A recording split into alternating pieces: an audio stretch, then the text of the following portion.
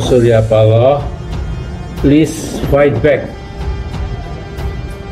Jadi Bung Surya Paloh, silahkan ya pukul balik, jangan hanya diam saja. Kalau Pak Surya Paloh ingin memperjuangkan change, perubahan, perbaikan, dan menjagokan Anies Baswedan sebagai capres, lantas muncul kesan kuat bahwa Anies adalah antitesa Jokowi. Nah, dalam bahasa agama ini Surya Paloh mendapat hidayah karena setelah lama bergelimbang dengan para oligarki itu mengambil jalan yang sangat mengejutkan tapi positif, yaitu ingin melakukan perubahan, change ya, demi perbaikan masa depan Indonesia. Nah, sedangkan Jokowi jelas ingin meneruskan langkah-langkahnya yang menyengsarakan banyak rakyat dan menguntungkan kalangan konglomerat dan korporatokrat. Nah, mungkin dalam bahasa agama Jokowi bertahan dalam bolalah semacam kesesatan.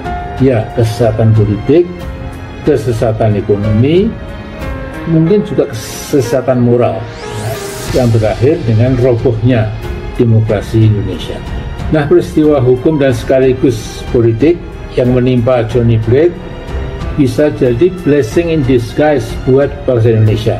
Mengapa? Kita semua pasti setuju ya, dengan korupsinya diangkat ke permukaan dan nanti akan diberikan hukuman sesuai kejahatan korupsi yang sudah dilakoninya.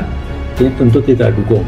Tapi jangan sedikit pun lupa bahwa konco-konco Jokowi, bahkan mungkin anak dan menantunya, bila ditelisik betul-betul, ternyata juga bisa dimasukkan ke kategori pelaku kejahatan korupsi. Indonesia sejak dulu kala tetap dipuja-puja bangsa.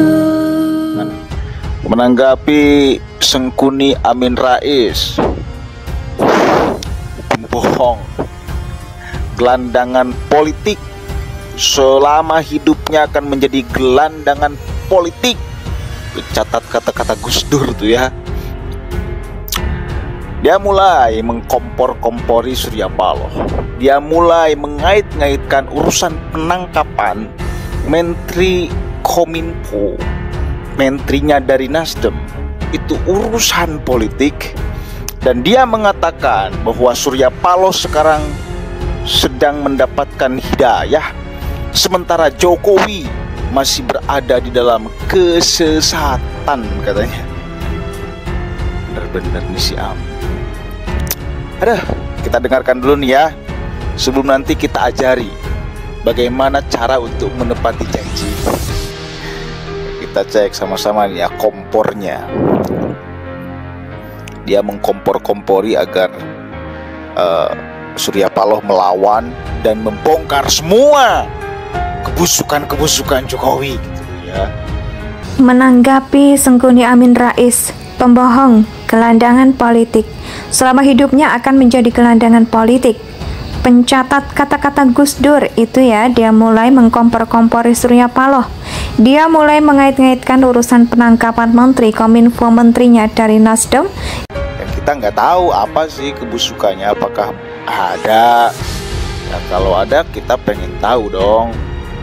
Atau hanya sekedar dilontarkan menjadi kalimat untuk melawan kebusukan, padahal faktanya nggak ada kebusukan, cuma dilontarkan aja kalimat itu supaya menjadi pembanding bahwa semuanya sama, cuma ada yang ditindak, ada yang enggak kan, supaya itu menjadi diadopsi publiknya ya.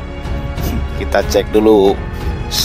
Gini Pak Amin, sebelum Anda mencap bahwa Jokowi itu tersesat dan Surya Paloh sudah mendapatkan hidayah, mending Anda tepati dulu janji Anda.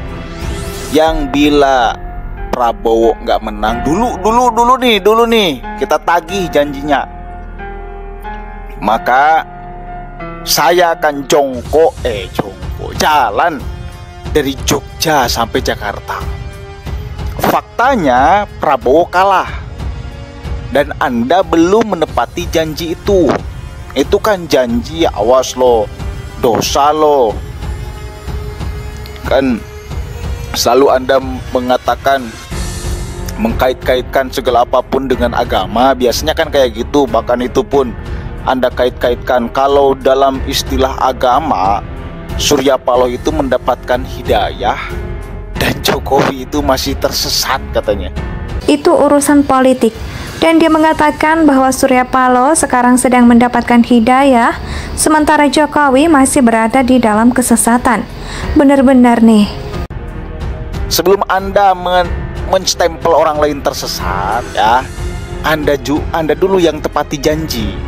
Karena sebelum Anda menepati janji itu, Anda pun sedang tersesat, mengingkari. Apakah nggak dosa mengingkari janji? Dosa. Kalau kita mau bawa dosa, kalau mau bawa akhirat, ya, dosa itu Pak Amin, Bu. Ini gimana sih?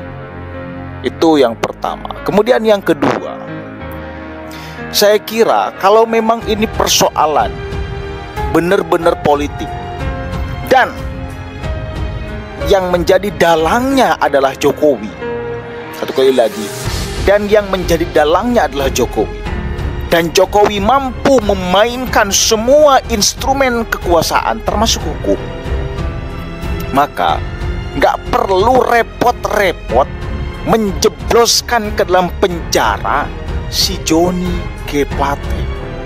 Nggak perlu, langsung aja Anies. Selesai persoalan. Kalau memang hanya persoalan politik, udah aja Anies ciduk. Dia punya kasus hukum urusan Formula E. Kenapa Anies nggak dijebloskan, nggak dibawa, nggak ditersangkakan? Mungkin belum terlalu kuat alat buktinya, sehingga gak bisa main hakim sendiri, gak bisa sembarangan. Tetapi kalau yang dikatakan oleh Anda bahwa seolah-olah Jokowi yang main ini semua, yang menjadi dalang, yang bisa mengatur, yang bisa kemudian semua instrumen hukum dia kendalikan, maka ini nggak susah untuk menangkap Anies. Kenapa nggak dilakukan? Kenapa nggak dilakukan kalau memang niatnya mencegah Anies? Urusan hanya politik aja. Berarti kan memang si Joni aja yang korupsi. Dan saya sepakat, bila memang ada dari konco-konco Jokowi, termasuk keluarga Jokowi, yang terbukti korupsi, ya juga sama seret. Saya sepakat untuk urusan itu. Bongkar sekalian kalau memang benar ada. Atau hanya ngomong aja untuk membela kebusukan atau mengimbangi kebusukan dengan kebusukan atau framing kebusukan. Ini kan sudah kebusukan. Bagaimana cara menghadapi fakta ini? Maka dibuatkanlah framing. Oh, keluarga Jokowi juga, konco-konco Jokowi juga korupsi itu. Kan itu untuk perbandingan. Agar apa?